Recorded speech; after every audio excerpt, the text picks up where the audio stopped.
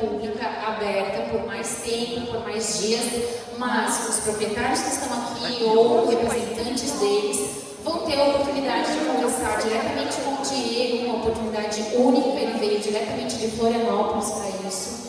Então aproveitem a oportunidade que vocês têm hoje de conversar com ele e entender o que é essa requalificação, como ela vai acontecer. Esse é o momento de realmente vocês tirarem as dúvidas de vocês. Então chamo novamente aqui o arquiteto Diego Fermo, da Fundação Catarinense de Cultura, diretamente de Florianópolis, para nos apresentar esse projeto de requalificação do Centro Histórico de Uruçanga. Obrigado. Bom, agora o papo é sério. Eu não vou falar mais de tijolos, né? Mas a pergunta ainda está ali, né? O que quer ser Uruçanga? Né? Esses dias eu estava conversando com uma colega, ela está para se aposentar, vai fazer 75 anos esse ano, e ela se aposenta na compulsória, né? E a gente conversando sobre, inclusive, Uruçanga, que estava na história, né? E eu perguntei para ela, você já parasse para pensar, Silvia, se Uruçanga não tivesse passado pelo processo de tomamento lá nos anos 80, 90, o que seria de Uruçanga? Vocês já pararam para pensar nisso? Né? O que seria da Praça Anita Garibaldi? O que seria daquele casarinho? Né? Foi uma ação compulsória, né? De cima para baixo. O Estado, por ato discricionário do governador, determinou o tomamento, né, desses imóveis. Foram 24 imóveis tombados no município, né? Destes, 18 na Praça Anita Garibaldi, né? Dos 18 foram impugnados pelos proprietários. Criamos ali de alguma maneira, uma divergência, né? Mas eu acho que talvez no Brasil, né, nós tenhamos um problema de compasso, né? Muitas vezes as leis elas são feitas, né, e elas não são compreendidas, né? Ou muitas vezes porque as leis não encontram no cabedal legal, né, um amparo que permita possibilidades, né?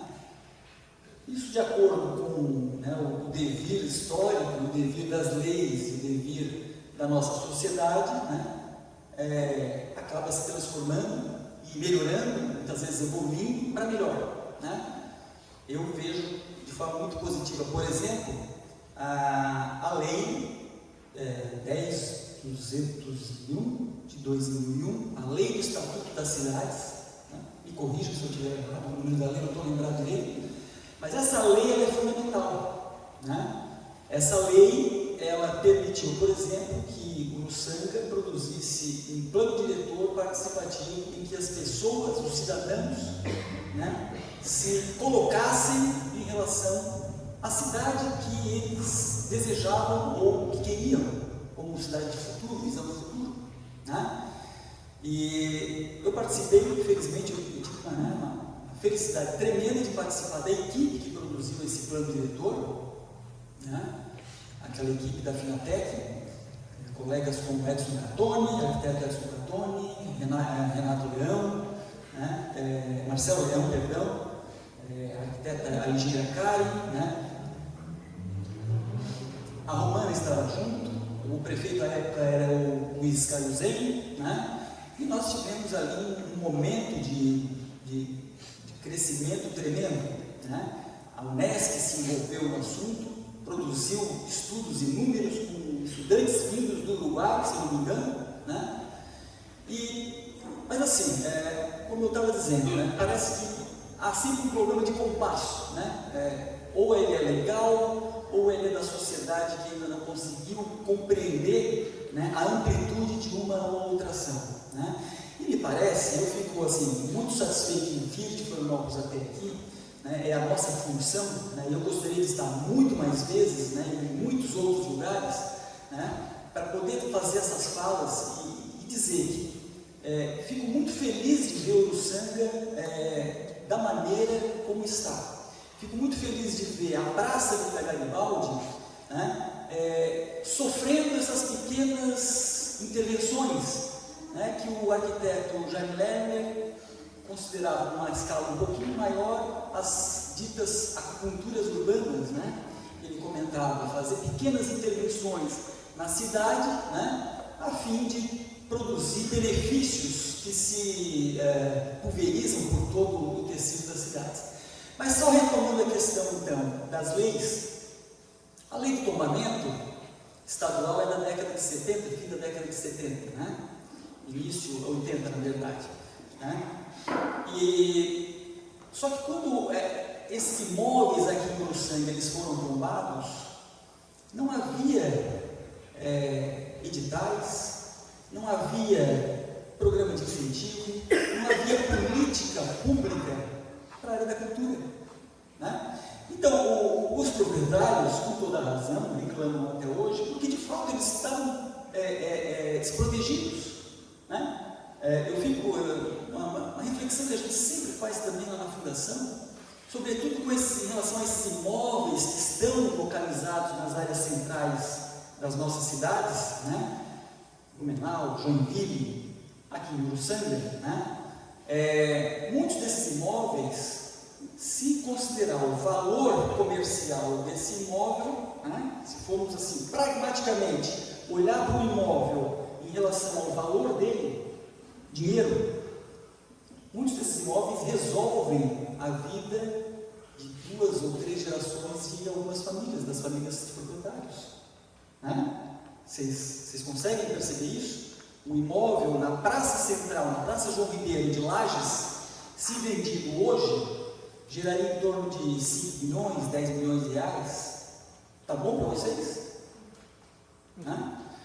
Mas ele é obrigado a deixar aquele imóvel ali, porque a sociedade disse que aquele imóvel ele tem relevância para a história de Santa Catarina, né? Assim como os imóveis de Uruçanga têm uma relevância tremenda, né? E que em relação à Laguna, por exemplo, né, Virgínia, me parece que tem ali, a gente tem aqui dois polos que são importantíssimos. Aqui conta a história, né, a história da colonização italiana de todo o sul de Santa Catarina. Entrou por Azambuja, parou no Uruçanga e daqui disseminou para todo o resto, né? Então, eu gosto muito da ideia de olhar para esses elementos, essas unidades, como ativos econômicos, né? Me parece que no mundo de hoje, né, parece ser mais palatável, né? Tira um pouco essa coisa de que o tombamento, né, o estigma do tombamento, de congelamento, congelou a cidade, né? Tombou, congelou, não posso fazer mais nada, né? Não, nós temos leis hoje que garantem, né, que o proprietário possa vender o potencial construtivo, né? No Blumenau temos casos de pessoas, proprietários, que vendem o potencial construtivo, tá, dos seus imóveis para pagar a reforma, o restauro, a jardinagem, enfim, a preservação e a conservação dos seus imóveis, né? O potencial construtivo dá muito dinheiro? Depende. Se o poder público, né, entender que há uma política pública ali, né, ele pode, de alguma maneira, ele pode trabalhar os valores desse potencial construtivo. Não é o mercado que vai dizer quanto vale um metro quadrado de um terreno, né, onde está situada uma unidade tombada. Deve ser o Estado, né? O Estado, eu digo, a municipalidade, né, que tem a prerrogativa pela gestão do território, né? Então, e lógico, de 10 em 10 anos, esse potencial construtivo se renova, né? Então, se a gente tem condições, de 10 em 10 anos, vender potencial construtivo e fazer aquilo que precisa ser feito no nosso imóvel, é um jogo de 0 a 0, né?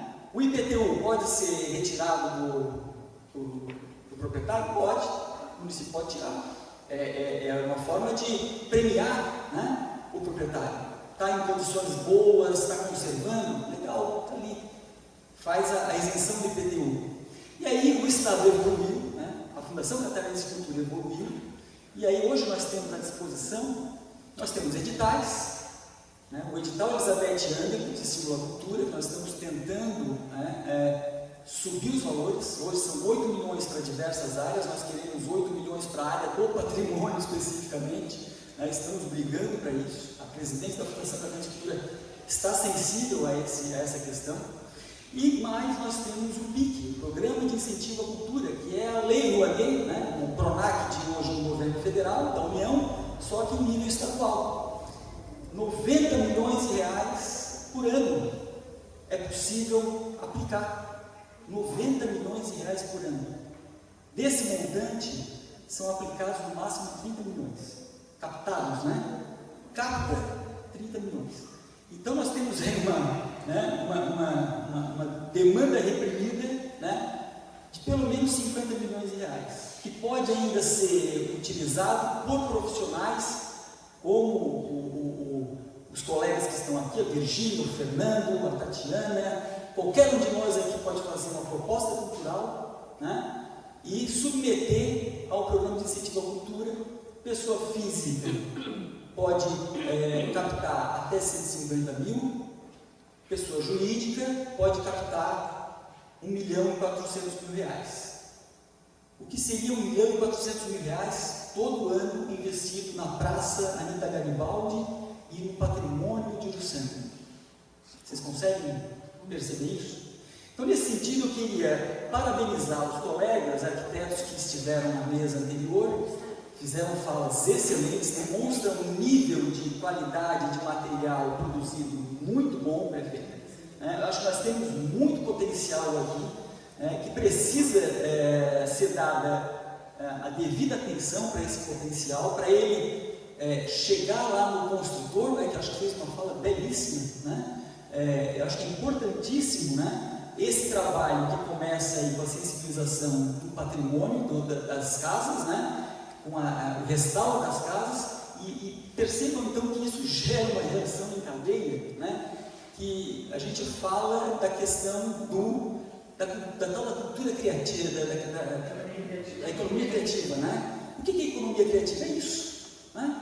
Um bem tomado, a partir dele se produz uma reação em cadeia, né, que permite que diversos estratos se associem àquela situação e ganhem com isso, dinamizando a sociedade, dinamizando a economia, que é o que a gente quer, né? Desenvolvimento econômico, né? Desenvolvimento é o desenvolvimento que todos nós queremos, né? Ou seja, e aí a cultura, como eu estava dizendo para a prefeita, né? A cultura, do meu ponto de vista, e isso a gente pode observar em relação a todos os países desenvolvidos, ela é sempre o fiel da balança, né?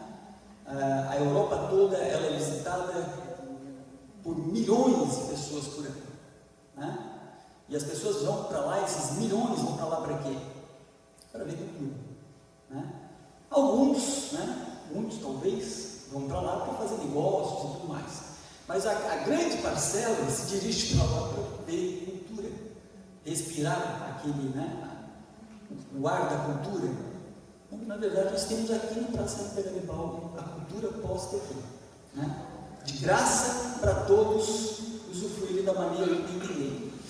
Retornando aos cumprimentos aos colegas da mesa, eu cumprimento também o Augusto, né? Proprietário ali da Níquel, né? Ou é o gestor, pelo menos, né, Augusto? Cumprimento a Carla, ainda está aí a Carla? Tá?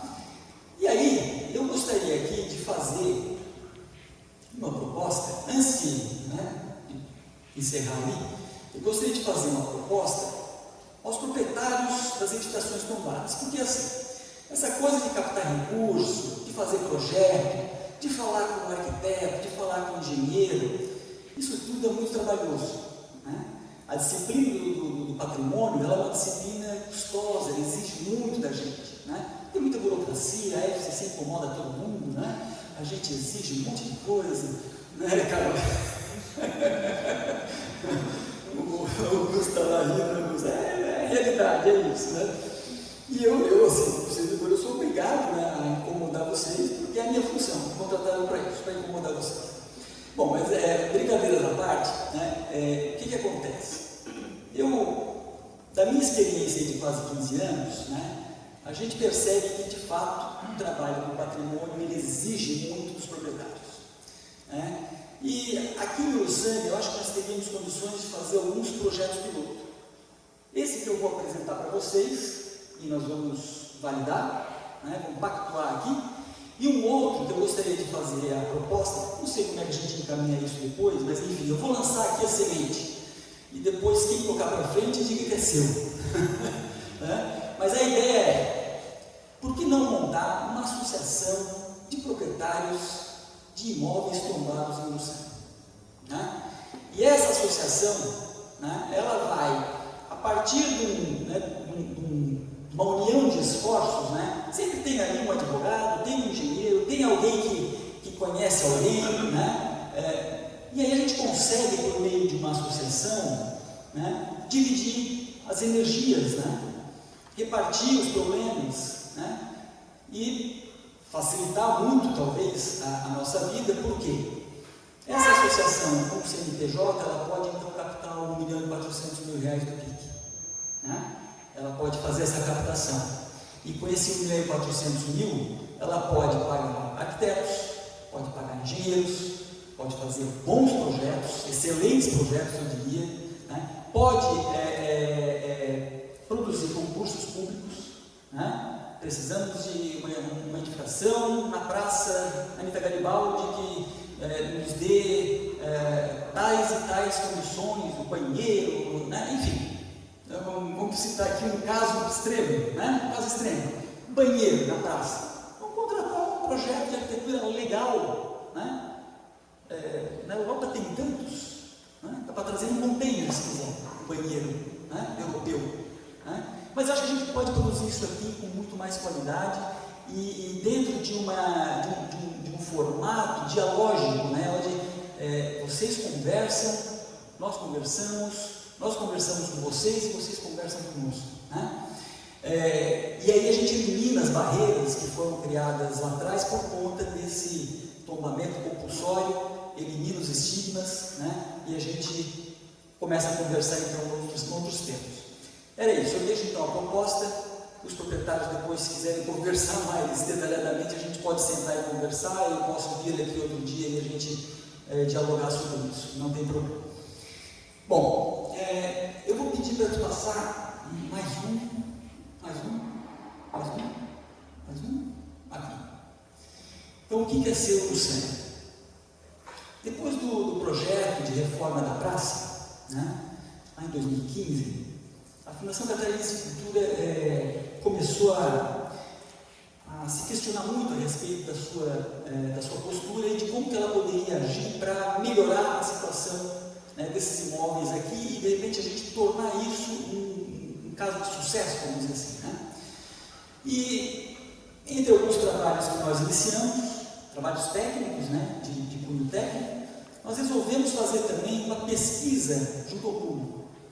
E aí foi feita uma pesquisa com habitantes daqui de Uruçanga, uma pesquisa que foi pequena, né, uma pesquisa com um número de participantes reduzido, foram 200 e tantos participantes, não chegou a 250, se não me engano, mas dentro de um espaço de tempo muito reduzido também, não chegou a um mês, o tempo que a pesquisa ficou aberta. Mas essa foi a nuvem de palavras gerada por essa pesquisa. Tá? Então, notem que, né, e aqui o tamanho das palavras está dado pelo nível de importância que elas apareceram. Né? Então, o ponto que se destaca aqui é o vinho. Né? O Uruçanga quer ser, talvez, né, uma grande, né, ou se não, talvez uma produtora de vinho de extrema qualidade. Vocês têm isso? Né? Outros pontos que apareceram: italianos, Itália, cultura. Quando fala de Uruçanga, fala do quê? De aconchego, é aconchegante, tem gastronomia, tem belezas, tem calma, né? É pacata, é sossegada, é uma cidade pequena, tem polenta, né? Tem a igreja matriz, tem a Praça Anita Garibaldi, tem turismo, tem arquitetura, tem patrimônio histórico, tem cultura italiana. Então, isso de alguma maneira nos instigou ainda mais, né? Porque nós temos uma cidade que reúne um cabedal de qualidades, né, que a gente não vê em muitos lugares. Eu sou de Criciúma, eu posso dizer que talvez em vez de uma no 20 pontos, no 20 palavras, talvez ela fosse um pouco menor. Né? Tá? Enfim, voltando então, Renato, isso lá no início. O cenário atual de Uruçanga está posto aqui, né? Os imigrantes, a fundação, a agricultura, o vinho, a arquitetura, o rio Uruçanga, festas típicas, o patrimônio e o carvão. Né? Tudo isso, de alguma maneira, diz sobre o Uruçanga. Né? E aí nós vamos agir em Uruçanga. Né? O que nós vamos eleger em Uruçanga? Vamos agir em todos os imóveis tombados, vamos fazer um lote de todos os imóveis, dos 24. Nós então achamos mais adequado primeiro iniciar o processo nos 18 imóveis tombados na Praça de Garibaldi, que está aqui do lado. E aí nós começamos então a fazer esse estudo e montamos essa linha do tempo, né, que mostra a formação da praça, né, e a construção de todos esses imóveis ao longo do tempo, desde 1878, né, a chegada aqui, a fundação do núcleo, né, original, né, até, né, a atualidade. Pode passar, por favor? Né? Então, todos os elementos postos aí, até chegar ali em 2015, né? 2008, início da vigência do atual plano diretor, eu acho que deve ter sido modificado, né? Já houve modificação, revisão?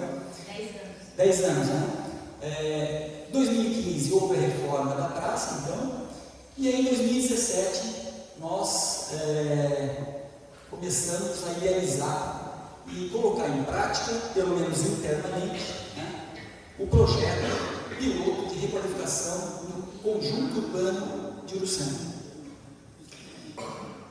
Aqui algumas peças de um conjunto, né, desse conjunto da praça. Então eu trago ali o níquel, né, a casa níquel, né, com fotos da época do tombamento. Temos toldos lá que revelam o comércio que o Augusto bem colocou, perdão, né, uma foto mais atual, e lógico a igreja, né? A igreja matriz, Nossa Senhora da Conceição.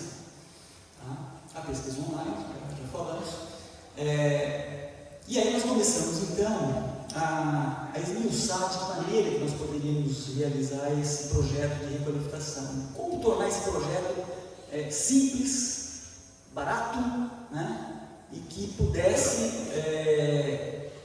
caso a caso ser atacado, vamos dizer assim, no melhor termo, né? Nós vamos atacar a Casa Níquel, vamos atacar a Casa Mazuco, a Escaravaca, enfim. E aí nós começamos então a produzir uma série de critérios de intervenção. Lógico, a gente busca referências de diversos lugares, do IFAM, de órgãos estrangeiros, e começamos a criar então os nossos critérios e tentando basear naquilo que já está pré-existente. Né? Então, por exemplo, nós temos uma paleta de cores, tá? Uma paleta de cores para os detalhes, os ornamentos, uma paleta de cores para os planos de vedação, as paredes verticais, né? E uma paleta de cores para as portas, por exemplo. Essa paleta de cores ela não foi definida a partir de prospecções, não é um trabalho minucioso dessa profundidade, né? Mas é um trabalho que tenta, de alguma maneira, valorizar aquilo que tem, né? E aquilo que é possível de ser encontrado. E aí, lógico, nós tentamos harmonizar, né? Não vamos pintar uma casa de rosa-choque, como um proprietário fez lá em Itajaí, e até hoje o Ministério Público me incomoda por conta da casa rosa-choque. O cara pintou de Pink Panther, né? E assim, e aí a justificativa dele é que não, que o sol vai queimar a tinta e aí ela vai ficar na cor que vocês querem. Né? Faz sentido, né? Mas convenhamos, né? Hoje é possível a gente agir de forma diferente. Nós trabalhamos também com a questão das floreiras, né? Trabalhamos com a questão da publicidade, a programação visual, né, dos comércios nas fachadas, né?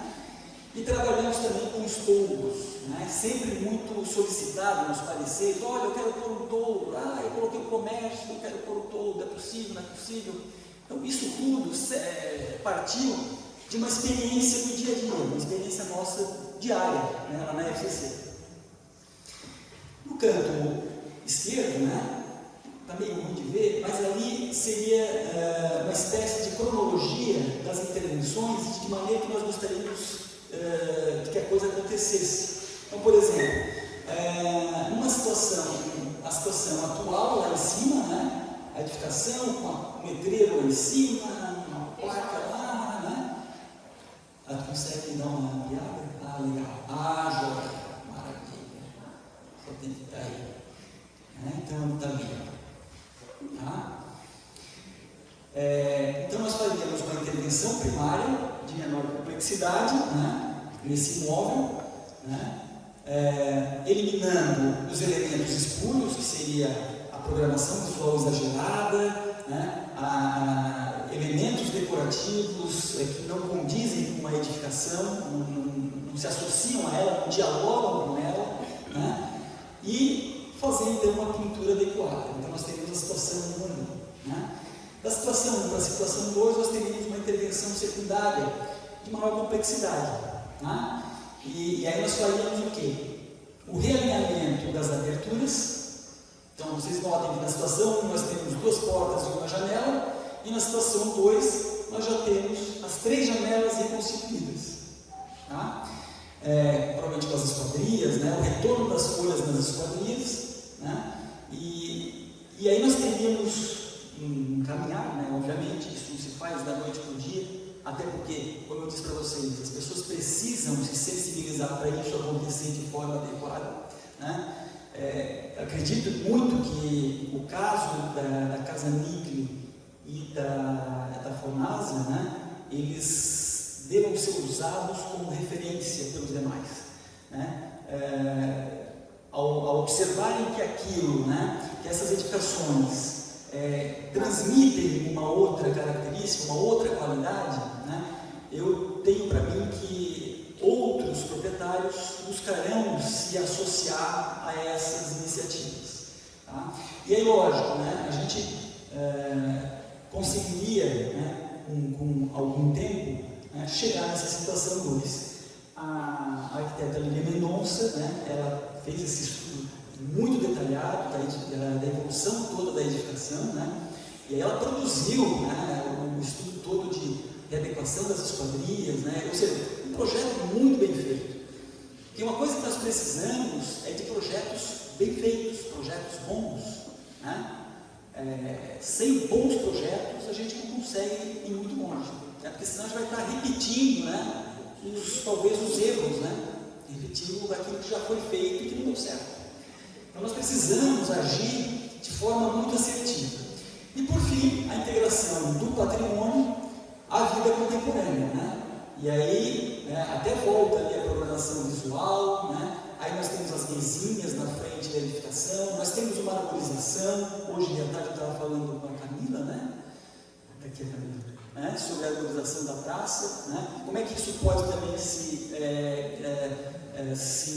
espalhar para outros pontos daquela área ali, né? Daquele contexto, né? Então, isso tudo a gente faz essa previsão, tá? Então, nós temos ali no último ponto o uso social com mínimo desgaste, né? As intervenções distinguindo aquilo que é autêntico, né, do que é novo, ou seja, aquilo que já era da edificação, do que está sendo inserido agora, né? E todas elas se pautando pelos princípios da mínima intervenção e da reversibilidade.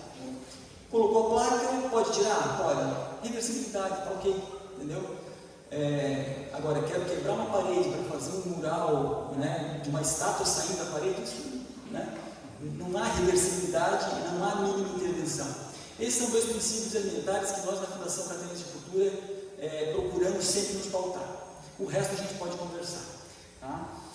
Pode passar então, vamos ver se a gente avança. Aqui alguns exemplos, né? Então, nós temos no meio a publicidade com os toldos, né? Notem que os toldos, cada um pode fazer o toldo da cor que quiser, da forma que quiser, né? Dentro daquela paleta de cores, obviamente, né? A gente tem ali condições de fazer uma gama de cores muito grande e aí atender, né, o gosto de cada um. Né? Aqui também, à minha direita, né, uma outra forma de publicidade, né, muito discreta, né, e que permite, então, a viabilidade econômica do imóvel, né, ativo econômico, né, ele precisa ter sustentabilidade econômica, né, sem perder de vista, né, a questão da preservação do patrimônio.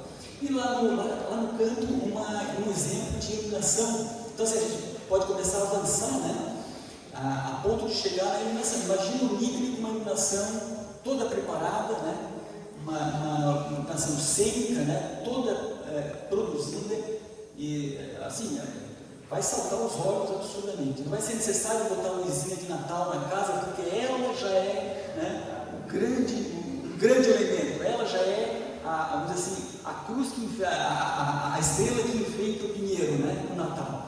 Tá? Próximo, por favor. Cenários futuros, 1, 2 e 3. Então, o que eu estava dizendo, né? Lá em cima nós temos a casa atualmente, logo abaixo a casa com algumas intervenções, a reinserção, no caso das esquadrias, né? Inclusive aqui na parte lateral, no volume lateral, a portada, né? E aqui a imagem maior, né? A publicidade, as floreiras, né? O uso cotidiano, né? Ela inserida no contexto da cidade, servindo aos cidadãos, né? De uma maneira que nós entendemos que seria adequado, né? Ela enquanto patrimônio tombado e reconhecido pela sociedade. Vamos ver o próximo? Esse é o final? Não, pode voltar. Aqui, uma visão do futuro. Então, essa seria uma imagem, vamos dizer assim, né, um pouco mais geral, do projeto de qualificação do conjunto arquitetônico e urbano da Praça Garibaldi, né, valorizando o patrimônio, valorizando o espaço da praça, que é fantástico, né?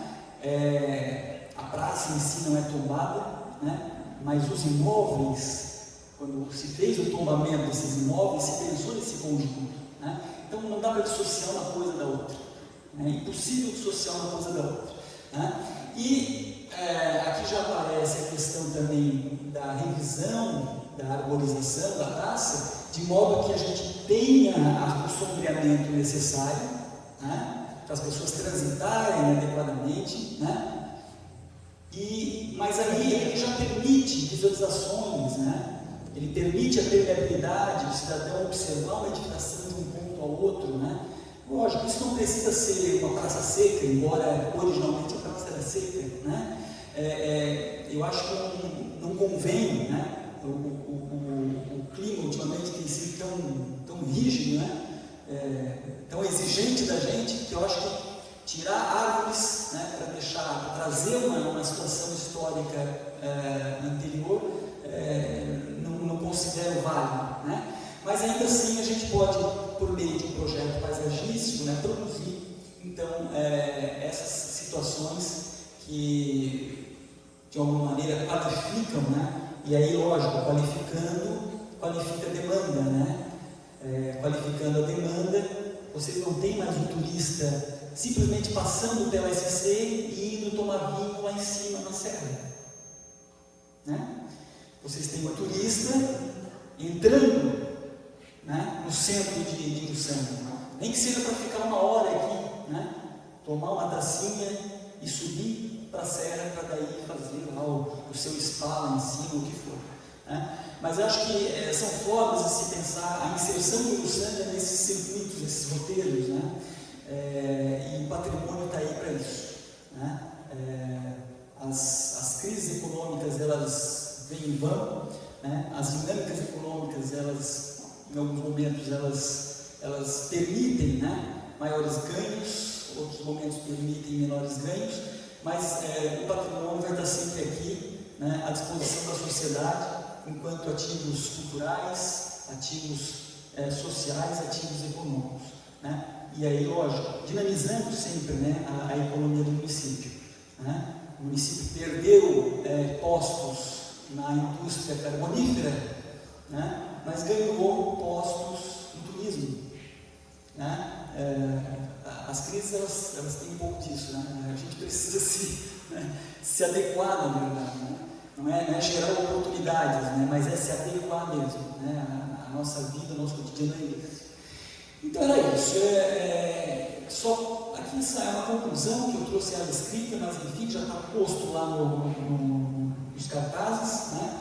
É um esforço que a FCC então fez, né? Dada a importância que esse conjunto tem para nós enquanto órgão responsável, né? pela gestão desse patrimônio cultural, né? E lógico, esse esforço ele de alguma maneira ele precisa acontecer. Vejam bem, esse trabalho então ele vem desde 2017, né? Estamos em 2025 e as idas e vindas, né? Os ciclos políticos eles muitas vezes eles pegam projetos de excelente qualidade e põem na gaveta, né?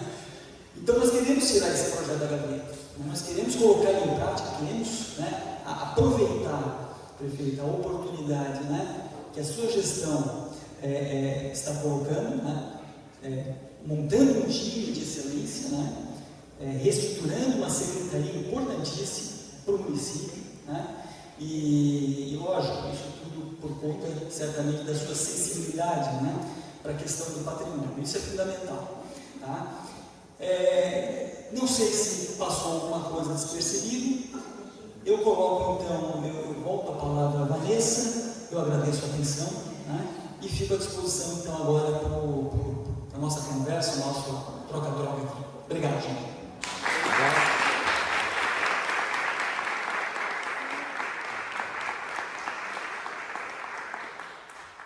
Gostaria de agradecer ao Diego por ter vindo de Florianópolis até aqui apresentar esse projeto para a gente, esse projeto que é um projeto já desde 2017, 2018, né, dessa época, e que a gente está tendo a oportunidade de discutir ele agora em 2025. Então, às vezes a gente pode tardar um pouco, mas o importante é que a gente não falhar. Então, a intenção de uma consulta pública, na verdade, é a gente fazer o nosso papel agora de ouvir as pessoas, ouvir a população e que vocês tragam os seus posicionamentos. Não precisa ser apenas pergunta, pode ser o que achou, o que não achou, o que acha importante, faltou alguma coisa, trazer alguma coisa, enfim. E para a gente fazer só isso de uma forma ordenada, eu vou pedir para quem gostaria de falar, pudesse vir aqui, a gente pode fazer alguma filinha aqui do lado, como a gente está filmando, né, para poder disponibilizar isso depois para a população, que as pessoas venham aqui e falem no microfone. Antes de falar, por gentileza, falem seu nome, seu sobrenome, tá bom? Para a gente poder depois fazer direitinho isso em ata e inventar tudo que precisa ser feito com relação à consulta pública. Relembrando também que a gente vai editar esse vídeo, disponibilizar, não com a parte das falas necessariamente, só com a parte do Diego, não precisamos expor assim ninguém, mas a gente vai disponibilizar também em formato digital, formulário digital, e vai ficar aberto durante 30 dias para a gente também encolher, mas quem quiser participar também ter essa oportunidade a posteriori, tá bom? Então a gente pode começar com quem quiser, que acharam, que não acharam. A gente está aqui agora para ouvi-los, né? Se alguém quiser falar de alguma dificuldade, se tiver algum proprietário que queira comentar do que achou, como é que a gente pode desenvolver. Em princípio, esse projeto, a gente ainda não tem um projeto executivo, né? Para esse projeto, não sei se foi feito à época, se se perdeu, mas um próximo passo disso, caso, né, a população de Uruçanga concorde, vai ser a gente buscar esse projeto executivo, a gente vai tentar viabilizar isso via parceria, provavelmente com a universidade, o MESC, a gente vai conversar bastante ainda com o Diego, porque como ele já está meio caminho andado, certamente vai ser mais fácil de aprovar lá na Fundação Catarinense de Cultura, então a gente tem já um passo bem grande aqui dado. E diversas coisas que a gente precisa conversar, além das árvores, enfim, a questão dos painéis, dos letreiros, do que fica na calçada, das lixeiras, são muitas as coisas que a gente precisa colocar um carinho e uma atenção na nossa praça, né? Então, estamos agora disponíveis para isso. Eu tenho uma pergunta, mas acho que nem precisa ir ali. Mas é para sair no... Vem, Paulo, vem.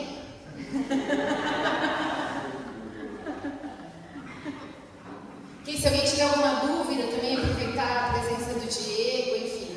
A gente está aqui agora por vocês. Vamos aproveitar esse momento. Uma pergunta que... Nome e sobrenome. Giliardi Gava. Primeiro, uma pergunta bem...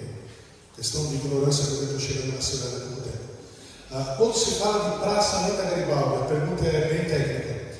O conjunto da Igreja Matriz faz parte da praça ou é tratado, embora está ali próximo, é tratado de uma outra forma, ou é componente também da Praça Anita Garibaldi? Essa é a pergunta bem técnica, que realmente eu não sei, né? Eu vejo ali também, por exemplo, está ali um númerozinho, né? Imagino que faça parte, mas eu queria ter essa precisão. E depois, essa segunda situação, né? Quando a gente faz um projeto, nós vemos sempre a praça, a revitalização, coisas bonitas. E tem coisas que são necessárias a gente ter que pensar, porque todo mundo produz lixo, mas não quer ver lixeira, né? Todo mundo precisa ir no comércio e precisa ir no banheiro. Então tem essas duas situações que nós precisamos ver. E também, sobretudo, a parte do banheiro, eu acho que a Igreja Católica também pode fazer uma colaboração, caso haja necessidade de não fazer aí na praça um banheiro público, não dá para fazer escondido, subterrâneo. A questão da Itália também, coleta seletiva do lixo, já tem praças públicas lá que o lixo é subterrâneo, depois só vem à noite e retira, né? Tem uma série de situações que podem contemplar, né, um projeto como esse. Mas a primeira pergunta, eu queria saber realmente se a Igreja Matriz faz parte da Praça Anita Garibaldi. Obrigado. Obrigado pela pergunta, padre. Bom, a igreja, ela compõe, né, esse ambiente da praça, né? Ela integra a praça. O tombamento da igreja, geralmente os tombamentos na FCC, eles são sempre integrados, né, compostos por 3 elementos, 4 elementos. Tombamentos de igreja, né? Geralmente se tomba a igreja, o adro, a praça frontal e o cemitério, né? Aqui no caso de Uruçanga, eu não tenho certeza, mas se eu não me engano, aqui é a igreja e o adro. Eu não tenho certeza, eu teria que fazer uma verificação. Tanta coisa que a gente vê que eu ainda não consegui ter essa capacidade de apreender as informações. Mas enfim, me parece que a igreja e o adro, né, a praça, elas incendem uma continuidade, né, do espaço da igreja, porque era onde se realizavam os ritos, né, as manifestações religiosas, né, e parece que ela integra também, então, vamos dizer assim, a proteção da igreja, embora não seja tombada a praça. Tá? Não sei se eu respondi, se está legal.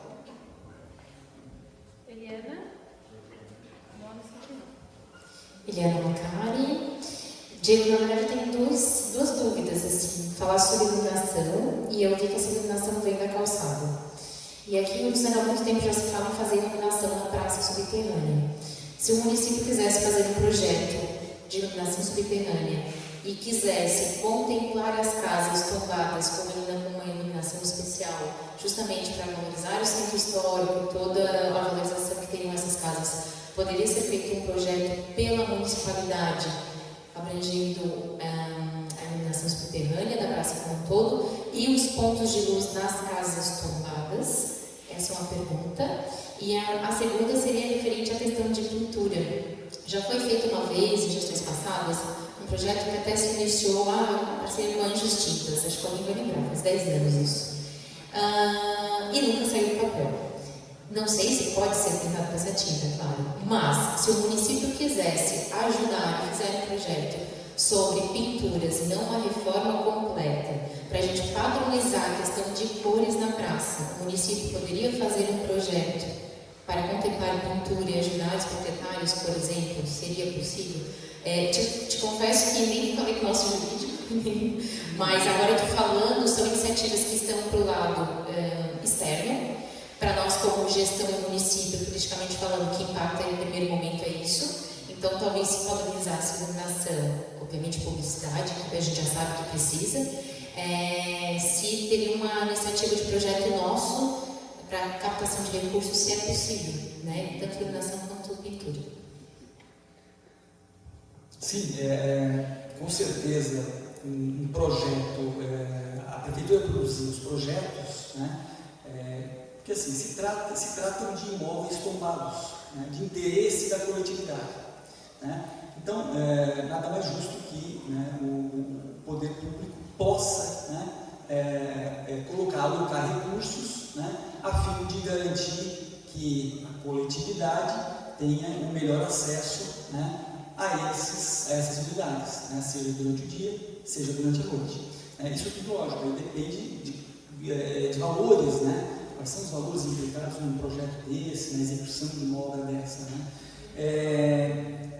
Ou de outra maneira, né, se o jurídico disser que não, olha, melhor não avançar nesse ponto, ainda assim a municipalidade pode produzir os projetos, né, e aí cada proprietário, né, ao passar os dutos, né, de eletrificação, de rede elétrica, cada proprietário puxa o seu ponto e aí vai fazer a sua iluminação conforme o seu projeto luminotécnico, né? E a gente tem que ver isso também, né? Qual é o projeto que vai ser executado, de que maneira, quantas lâmpadas, enfim, aí nós temos alguns quesitos ali que precisam ser detalhados caso a caso. E lógico, caso a caso a gente tem 18 casos, né? Então isso gera um problema um pouco maior. Em relação às pinturas, não tenho certeza, acho que talvez com exceção da Casa Micre, talvez todas as outras edificações já tenham recebido pintura acrílica, tinta acrílica, né? Não é o ideal, né, para as edificações tombadas, né?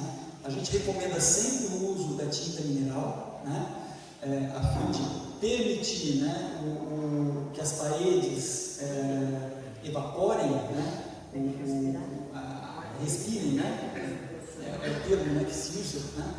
Mas que permite que as paredes respirem, evitando então desplacamentos, bolores, né, deterioração do próprio substrato, que são os tijolos, né? E aí em relação a isso nós temos aí problemas estruturais advindos de problemas ocasionados por uma pintura ou escolha do material não adequado. Só que assim, como eu coloquei para vocês, nós temos ali uma série de cenários, né, de situações, 1, 2, 3, e aí cada uma delas um nível de intervenção, né, nível de, vamos dizer assim, complexidade na intervenção. Para refazer uma pintura, nós precisaríamos descascar toda a edificação, e aí, lógico, ao descascar a edificação, nós podemos já fazer a prospecção, né, Virginia? E aí descobrir qual foi a primeira cor que aquela casa foi pintada, ou algo próximo, né? De alguma maneira, isso nos daria essas pistas, né? Só que o recurso necessário para fazer isso, né, nesse momento, eu preferia deixar isso para o longo prazo, né? E assim como internamente, muitas vezes a gente sabe que existem pinturas murais internas, mas em face da necessidade de dispêndio de grandes valores, inviabiliza, né, esses procedimentos. Então, podemos manter da forma como está. Se há o projeto com a Anjo, eu acho bem interessante, considero bem interessante, né, mas sem perder de vista, né, a possibilidade de lá na frente a gente começar a trabalhar, né, então, um outro nível, né, de detalhamento, né, buscando mesmo as características dos imóveis, recompondo alguns elementos, lógico, sem querer executar, né, coisa que não existia, né, que a gente diz do falso histórico, né, a gente sempre tentar se preservar em relação a essas questões, tá? Pode ficar aqui, Diego, que eu já vou te fazer uma perguntinha também, aproveitando. A gente escuta, né, relatos de muita gente de bens tombados que, por um erro da prefeitura, teve projetos de reforma ou de intervenção aprovados na prefeitura e bem tombados que nem chegou na Fundação Catarinense de Cultura. E aí a gente conversando hoje de tarde, você falou, inclusive, que qualquer obra no conjunto histórico, independente de o bem ser tombado ou não, deveria antes passar pela fundação e não pela prefeitura. E a gente vai buscar agora essa qualificação para que isso não aconteça mais, para a gente consertar daqui agora, mas eu queria que você pudesse falar um pouquinho disso também para a gente. Essa questão das aprovações, né, ela sempre nos gera um volume de problemas gigantesco. Por que eu digo isso? Porque muitas delas, a grande maioria delas, vai cair na promotoria. Né? Esse caso, né, nós estamos não apenas esse caso, mas alguns casos, né, em que os projetos foram aprovados na prefeitura, né, pelo município, sem a devida, vamos dizer assim, apreciação, não vou nem dizer autorização, mas apreciação, né, do órgão responsável pelo tombamento, né, eles geram, vamos dizer assim, um ônus muito grande para o proprietário, para a prefeitura e para o órgão da fundação, porque todos nós somos solidários em relação ao tombamento. Então, a maioria dos casos gera-se uma denúncia que produz um inquérito civil, que produz uma ação pública e que vai para a justiça e aí todo mundo tem que pagar, né? O Estado, a prefeitura e o proprietário, né? E aí é o estigma, né, que está posto, como sempre, né, em relação ao tombamento, né? O tombamento é um gerador de problemas, né? Não é bem isso, né? Me parece que se nós tivermos hoje, né, a partir de hoje, nós temos aqui uma conversa, uma aproximação com o município, com a Secretaria de Turismo, certamente com a Secretaria de Obras, né, e de Planejamento, né, e aí então, a partir de hoje, a gente pode começar a pensar em outros termos. Nós temos casos em municípios, por exemplo, eu citei para vocês, né, Pomerode, né, lá no norte do estado, eles recebem, qualquer projeto que eles recebem, né, às vezes não está nem no entorno do imóvel tombado, imóveis tombados no entorno de 300 metros, eles encaminham para a nossa análise. Né? Por quê? Porque eles têm mapeado esses imóveis tombados e o setor de planejamento, lá de licenciamento, de alvará, de obra, eles simplesmente não liberam, né, qualquer projeto, não aprovam qualquer projeto, sem antes encaminhar para a apreciação da FCC. Por que eu digo apreciação e não autorização? A autorização é uma coisa muito assim, autoritária, né? Não, eu autorizo vocês, né? Sabe? A questão da FCC, da apreciação dela, diz muito mais em relação ao registro do que está sendo feito do que uma prerrogativa de, né, a ser exercida com autoritarismo. Né? Não, nós vamos proibir que se faça tal coisa. Né? Nós não vamos permitir que faça, né, a pintura do seu imóvel, a troca da sua telha. Nós precisamos, por se tratar de um imóvel tombado, nós precisamos ter o registro do que está sendo feito naquele imóvel. Né? Nós não temos o registro do que o dentista faz na nossa boca. Né? O dentista sabe todos os dentes que ele restaurou, que ele mexeu, que ele... Né? Da mesma forma, uma edificação tombada. Né? Precisa ter esse registro. Né? Porque daqui a 20 anos, se alguém resolver fazer uma intervenção nessa edificação e ele procurar a Fundação Catarinense de Cultura, nós vamos passar para ele o relatório do que foi feito. Olha, no ano de 2025 foi feito isso, isso, isso. Né? Esses dias a igreja de Nossa Senhora da Conceição, Nossa Senhora da Conceição de Itajaí, me encaminhou, a Mitra, né, me encaminhou um ofício solicitando todas as intervenções que foram feitas na igreja. Infelizmente, nós não temos nenhuma intervenção feita na igreja, nós sabemos que inúmeras intervenções foram feitas na igreja.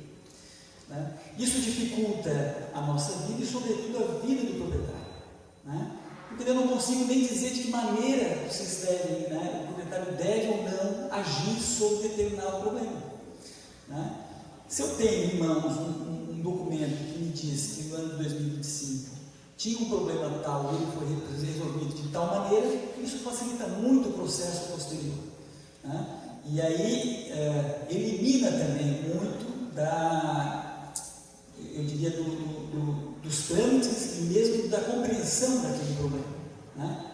Facilita, porque daí eu consigo achar mão de obra mais rapidamente, né? Eu sei quem fez aquilo, né? Aquela determinada obra, eu sei localizar o cidadão, eu consigo localizar o mestre de obras, eu consigo localizar o pintor ou mesmo o marceneiro, tá?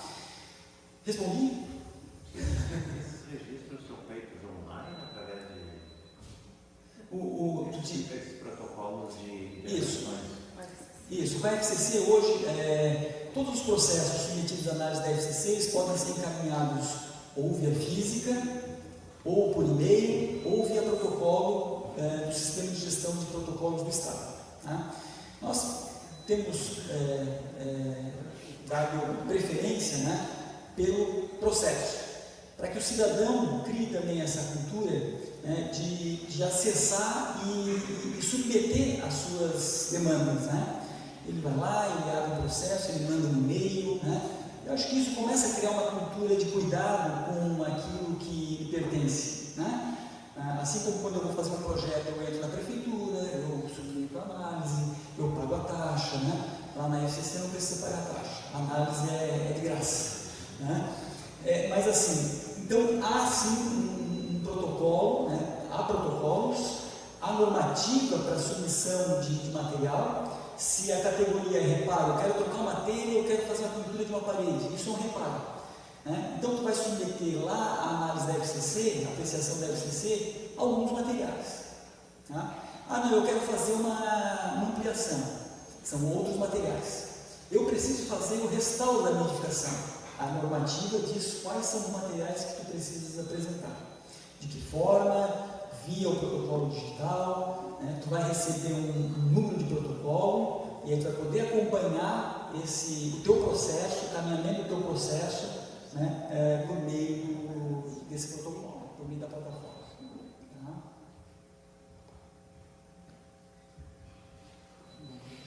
Boa noite. Em primeiro lugar, agradecer todo o trabalho que a Fundação... Marlene Zanin.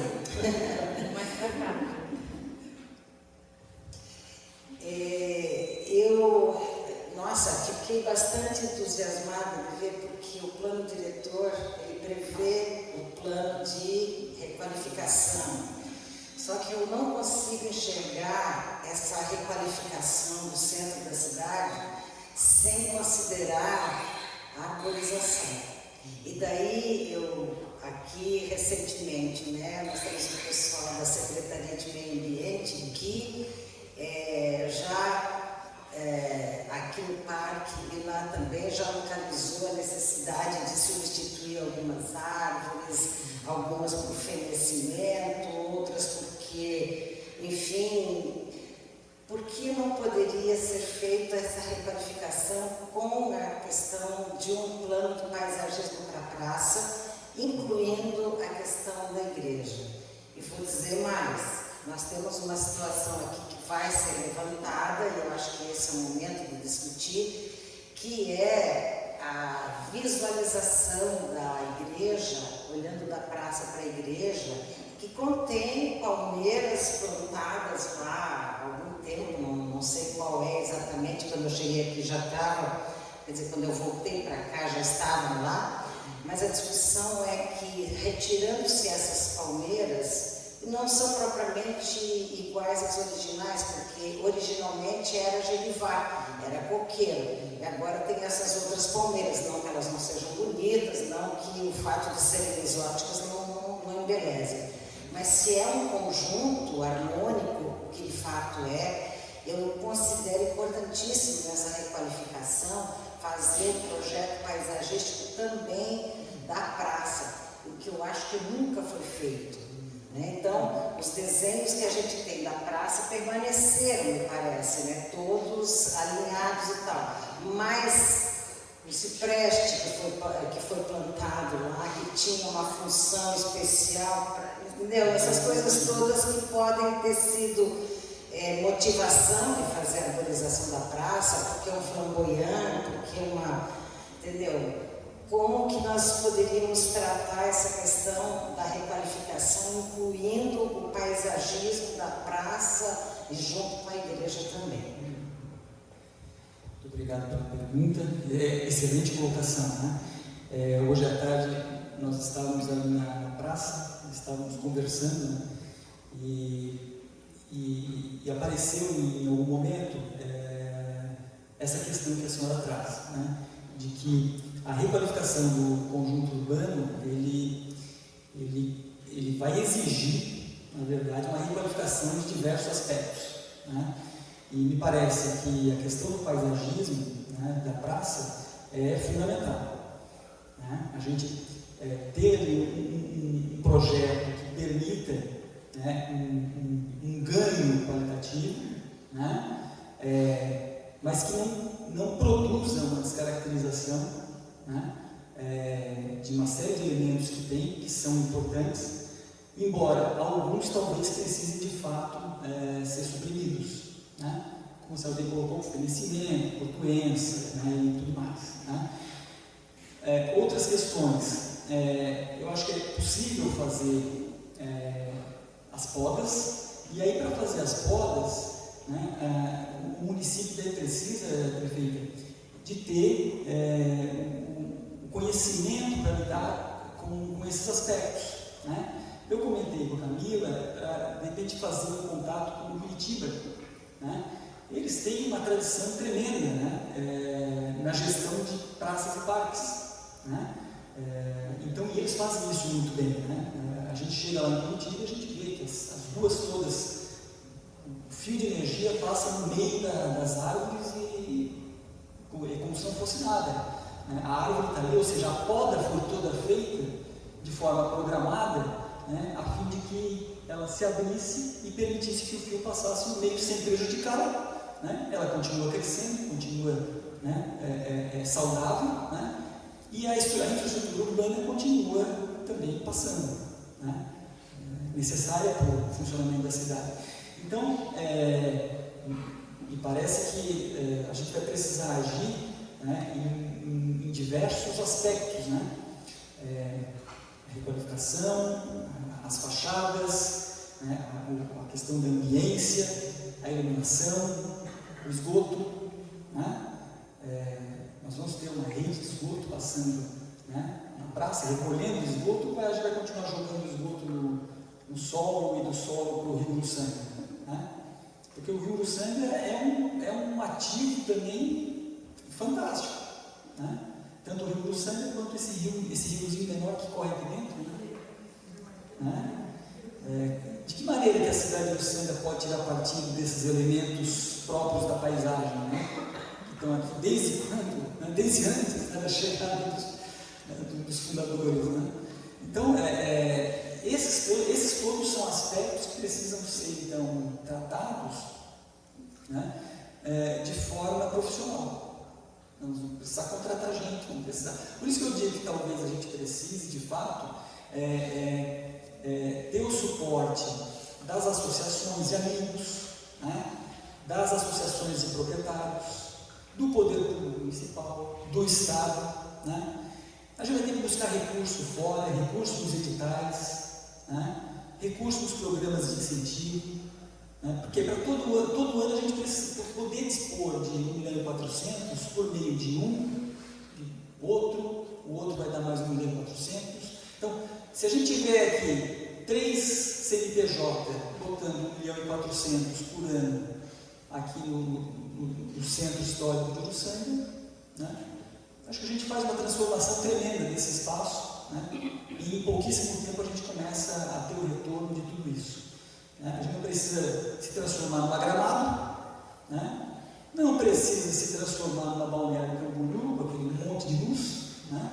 Ninguém precisa botar um letreiro, né, um outdoor de LED na Praça Central para dizer que, né, o comércio dele é ali, né? Estou citando um caso que eu tive semana retrasada em Jaraguá do Sul, né? Um cidadão queria pôr um outdoor, 10 metros por 3 de altura. Impossível, né? Aí a FCC entra em campo, né? Aí a gente vai lá e barra, né? De jeito nenhum, né? Como diria Alonso Costa, por óbvio que não. Está na cara, né? Enfim, mas eu penso que isso tudo precisa ser muito bem pensado, muito bem organizado. Nós temos um pontapé inicial, né? Nós temos essa conversa que vai se estreitar cada vez mais, né? E talvez a gente chegue no final do ano com alguns, né? Porque esse material aqui que eu apresentei para vocês, ele é uma publicação, ele é um livreto, tem 100 e tantas páginas, é um material belíssimo, ele precisa de uma revisão, ele foi feito na época que a arquiteta Vanessa Pereira era a diretora de patrimônio cultural, ela coordenou o processo, estiveram envolvidos diversos profissionais da diretoria, mais diversos estagiários de arquitetura e urbanismo que estiveram junto, de design, enfim, de artes plásticas, e, né, muitos profissionais também que fizeram revisão do texto, só nós precisamos agora de retomar alguns pontos que ficaram para trás por conta dessas idas e vindas, né, políticas, né? Então, retomando isso, nós podemos ter talvez uma publicação, né? E isso poderia ser feito via FCC. Hoje em dia se publica digitalmente, né? E aí o Sandra lançar, e talvez a gente conseguir a impressão de alguns volumes, né? 1000 volumes, não sei. E aí a gente começar, né, a botar o bloco na rua. Feito? Eu respondi? Sim. Tá bom. Mana? Marielle, boa noite. A minha pergunta, na realidade, é uma pergunta e depois um pedido para ser feito. Mas a pergunta vai um pouco na linha da Marlene, sobre a questão da praça. Porque com essa reativação também do SPAM, que é o Serviço de Proteção ao Patrimônio, é uma dúvida recorrente, né? Volta e meia a gente está envolvida com algum tipo de polêmica na praça, né? As demandas são várias, mas assim, para mim é muito claro o entendimento que a praça ela já está protegida, né? Seja sobre a própria interferência paisagística no entorno, né? A questão do entorno das edificações que já estão tombadas, que eu gostaria que tu esclarecesse se de fato é realmente isso, né? Mas também principalmente pela questão do plano diretor, né? Porque o plano diretor já trata a praça como área de interesse público, né? Então, entendo que qualquer intervenção mais severa na praça deveria, no mínimo, passar por audiência pública para que fosse decidido. Então, eu entendo que não há necessidade de um tombamento, de um pedido, né? Porque não sei nem se seria, né, acolhido da praça em si, porque ela já está protegida, né? Essa seria a minha dúvida, né? E aí eu engato o pedido para a prefeita, no sentido que a gente vê, né, que assim, várias entidades, né, acabam levando as suas demandas, né? Muitas delas, por exemplo, por ser um assunto de interesse cultural, não chegam no Conselho de Política Cultural, né? Que talvez seria o caminho natural. Agora, recentemente, a gente teve um belo exemplo com a Secretaria de Meio Ambiente, que consultou o Conselho na questão das podas, né? Porque o Conselho ele também é opinativo, mas também é deliberativo, né? E aí eu acredito que seja importante que a gestão pense num projeto, né? Não sei se isso seria encaminhado individualmente, né? Por uma possível associação dos proprietários, ou talvez um projeto encabeçado pela própria gestão, no sentido da requalificação dessas edificações, mas também se pense em alguma coisa mais ampla que abraça a praça, né? Para que haja essa conscientização do que realmente pode ser feito, né? Porque se fala muitas coisas, né? Se fala em banheiro público na praça, a gente já teve o fatídico 2015, né? Que tu viveu na pele, a gente também. Então, coisas que realmente poderiam ser feitas ou se tem que pensar em soluções em outros lugares, né? O padre aqui trouxe a questão, já temos banheiros públicos no centro comunitário, né? Talvez uma parceria com a igreja ou em outros terrenos ali no entorno, talvez com essa possibilidade de uma possível aquisição da Caruso McDonald's, pensar todo no complexo, que não é uma área distante do centro, e aí sim poderiam ser comportados os banheiros públicos. Então, assim, eu acho que solução nós temos inúmeras, que não necessariamente passam pelo coração da cidade de a gente ter banheiro público e ficar na praça, né? E assim como outras demandas que vão surgindo, né? Como recentemente praça coberta, que teria que envolver a retirada de árvores, que até então a gente não sabe nem de nenhum estudo, por exemplo, de um telhado transparente, a que temperatura vai chegar, se as pessoas conseguem ficar embaixo de uma situação dessa, né? Então, que a gestão também pense em algo um pouco mais amplo, né? Agora a gente tem a situação das podas, por exemplo, a gente infelizmente não teve esse trabalho de uma poda ao longo dos anos, né? Então agora a intervenção é crítica, né? Ou é a remoção das árvores mortas, né? Ou é uma poda mais drástica que a gente não sabe quanto tempo essa árvore vai durar ainda, né? Então, com a remoção, teria que se pensar num replantio de novas árvores, né? Mas eu entendo que isso também não pode ser feito, porque é importante que a gente tenha junto justamente um plano paisagístico, né? Porque a gente não tem esse entendimento de como isso deve ser feito, né? O que deve ser plantado exatamente como reposição, né? Que respeite a harmonia ali da praça, né? Então, acho que a gente precisa de algo, a gente sabe que não é para imediato, né? Mas algo precisa ser feito para um projeto mais a longo prazo, né? Obrigado, Ana. Bom, a praça, como eu coloquei para vocês, né, ela não dispõe de um decreto de tombamento. Mas, assim, o que acontece? Quando a FCC esteve aqui nos anos 80 e procedeu o inventário, né, o rastreamento, né, a busca das edificações de interesse, né, eles consideraram que, ao tombar a igreja, né, e edificações ao longo da praça em ambas as faces, né, automaticamente está subentendido que a praça integra esse espaço, né, integra o espaço e é indissociável enquanto patrimônio cultural, né, ou seja, tudo que é feito na praça de fato precisa passar por apreciação da FCC, né? Vai colocar lixeira, a FCC precisa estar sabendo pelo menos, né? Vai trocar o piso, a FCC precisa estar sabendo, né? Vai podar a árvore, vai suprimir a árvore, a FCC precisa estar sabendo, né? Porque ela consta lá como elemento, né? Ela está lá enquanto contexto, né? Enquanto elemento e enquanto contexto, né? E como eu coloquei para o padre, né? A igreja, ela está sempre olhando para a praça, né? Então é como se a gente furasse os dois olhos da igreja, né? Se a gente disser que a praça não tem valor, não tem significado, não tem relevância, né? Porque é incabível, né?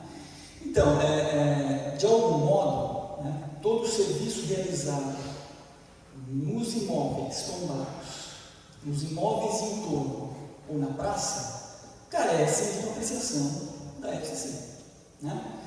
O imóvel não é tombado. Vejam bem, esse projeto, né, tem esse aspecto também, né? Nós queremos primeiro atacar os imóveis, as unidades tombadas, para no segundo momento também começar a mexer naquelas unidades que não são tombadas, né? Porque de nada adianta um proprietário de uma unidade tombada fazer um esforço, né? Imprimir ali o seu suor, né? Colocar o seu recurso, e amanhã ou depois vem a farmácia X, né? E coloca lá um letreiro gigantesco da farmácia X do lado do imóvel tombado. É uma CIT, né? É descabido. E nós da FCC precisamos, então, apreciar essas situações, né?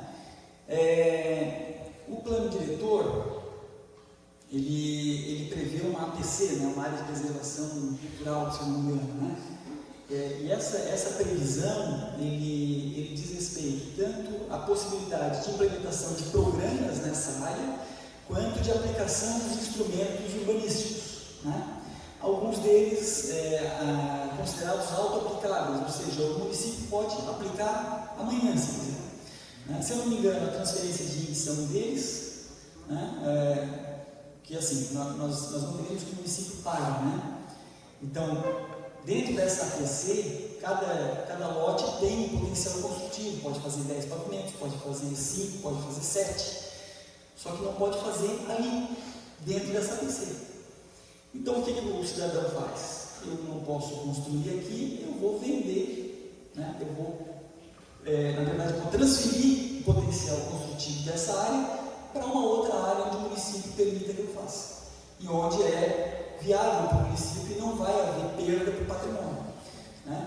Isso é um outro assunto um pouquinho mais complexo, mas que eu acho que é de grande interesse a gente depois entrar nele, porque para a municipalidade abre um campo fantástico de possibilidades, né? Em relação ao patrimônio, em relação às faixas de marginais, às faixas de rio, de APP, né?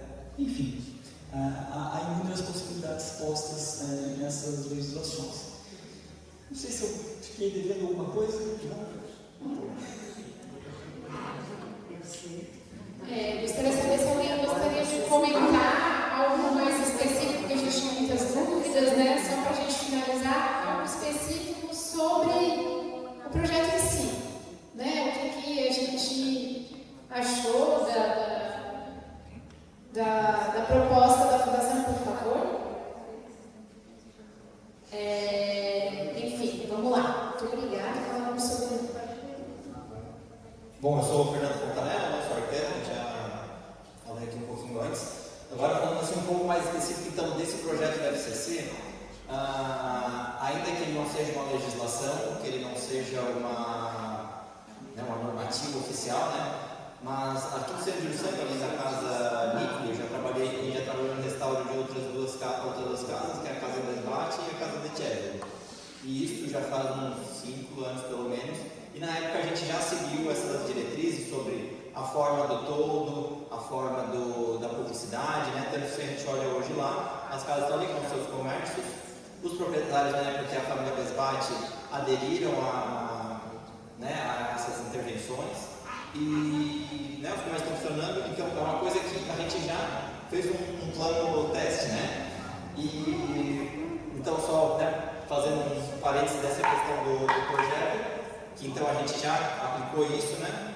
E eu gostaria também de fazer um outro adendo, que a gente citou bastante então os 2 casos da Casa Fornaz e da Casa Níquel, que são as obras que estão acontecendo, né? Que está dando outra casa, mas também gostaria de lembrar daquelas casas que os próprios proprietários também mantêm, com uma boa família Mantelo. É um ótimo exemplo disso, né? E tem outras ali no centro também, que elas são casas vivas, né? Não estão paradas, elas estão ali como residência, como comércio, e os próprios proprietários, por iniciativa, cuidam delas e mantêm essa harmonia no nosso centro.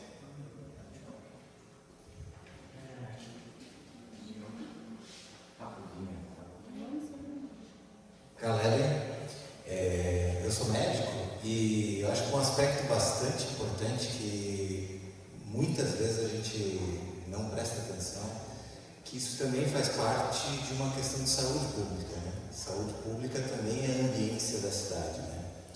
É um aspecto que a gente tem colocado bastante ali na Secretaria, que é uma coisa que foi se perdendo ao longo dos anos, né? Os arquitetos sabe muito melhor do que eu, que inclusive a arquitetura veio perdendo esse aspecto, né, de ser um ambiente que proporciona saúde.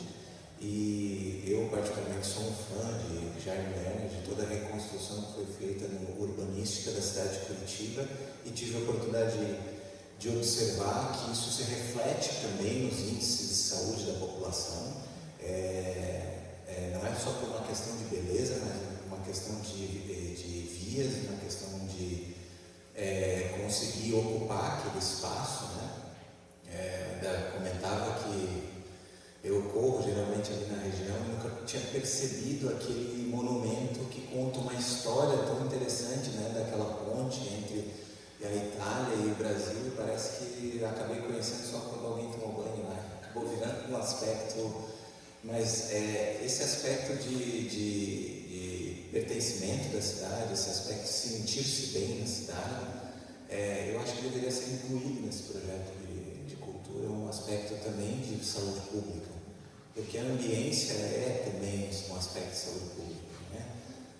A gente fala bastante sobre isso, e em algumas cidades se vê que as pessoas se tornam mais saudáveis, se tornam mais felizes. Isso tudo reflete numa das coisas mais importantes que a gente tem que enfrentar nos próximos anos, que é a saúde mental da população. E a saúde mental da população, e a todos os proprietários que estão fazendo suas revitalizações, nós deveríamos agradecer profundamente, porque é muito agradável ver isso, né? Quando falou do aspecto de retirar, né, os cabos do céu, tirar um pouco essa visão, poder enxergar essa história é muito importante. E no meu caso, falo do aspecto de saúde, é muito importante para a saúde do uruçanguense e a saúde de todas as pessoas que vêm. E quando comentaste que as pessoas vão na Europa para ver culturas, elas vão lá para ser também mais saudáveis, mais felizes, para enxergar aquela história sendo contada, né? Então, esse aspecto tem um aspecto muito relevante de saúde pública, que a gente às vezes esquece. E a gente tem esquecido nos últimos anos que os ambientes deteriorados, eles causam em nós um deterioramento mental também. Então, tem esse aspecto que é muito importante, que eu acho que deveria ser colocado também no projeto para dar essa importância porque no fim nós fizemos tudo isso para nós vivermos melhor. No fim, esse é o aspecto final, né? Isso é um aspecto muito importante, assim, quando a gente abre a cidade, começa a olhar aquelas construções, a Nico eu acompanhei, achei muito interessante a gente passar ali e ver sendo mexido. Eu tenho certeza, quando mexeu-se ali na Fonasa,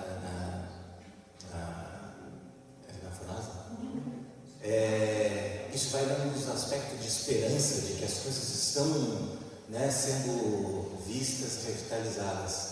Eu acho que esse aspecto imaterial que traz de saúde, a gente tem perdido ao longo dos anos, né? A revitalização desse espaço, né? Entrar nesse espaço novamente, né? Eu acho que isso tem um aspecto de saúde pública, que às vezes a gente fala muito do aspecto cultural, às vezes do aspecto histórico e tudo, mas puxando um pouco para aquilo que eu entendo, também deve ser incluída essa questão, porque as pessoas não percebem, mas elas são mais felizes em cidades bem estruturadas, urbanisticamente estruturadas. Isso é a sensação que a gente tem quando entra numa cidade. Só não consegue explicar o que é aquilo, né? Tenta explicar muitas vezes de outras formas.